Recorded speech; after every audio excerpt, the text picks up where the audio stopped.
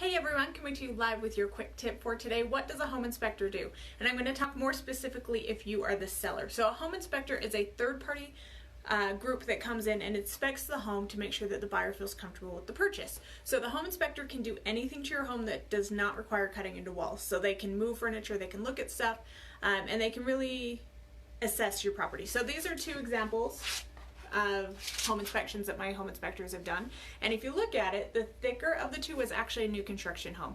And it wasn't that the home was bad, there was just a lot of things that weren't finished yet, and the builder had the intentions to finish quite a few of them, but there were even a few that the builder did not have on their green sheet to check off. So the home inspector goes through, they look at all the systems, all the water pressure, but they don't look at things like the boundary lines or the type of fence that's being built. They look at your foundation, they'll look at the roofing, and they really give you an idea of what the cost of owning this home is going to look like. So if you're buying this home and it looks like the furnace or the AC are going to go out, they'll let you know. They're not going to tell you you have to have it replaced or the seller has to pay for it, but they're going to let you know that that is something that's coming up.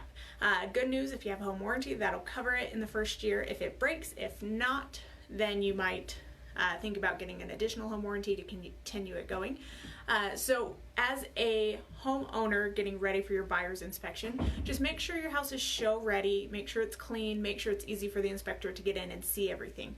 Because if they can't fully inspect things, like if they can't get access to the attic, they're going to write that in the report, and it might make the buyer concerned that they weren't able to get into your attic, when in reality they could have popped their head up, took a couple pictures, and the buyer would feel more comfortable. So if you're thinking about selling and you're interested in this topic, I do have a class coming up next Tuesday at 6:30, and I'm going to have my home inspectors here, and they're going to go over all of the things that come up commonly during inspections, so you can be ready if you're selling now or in the spring.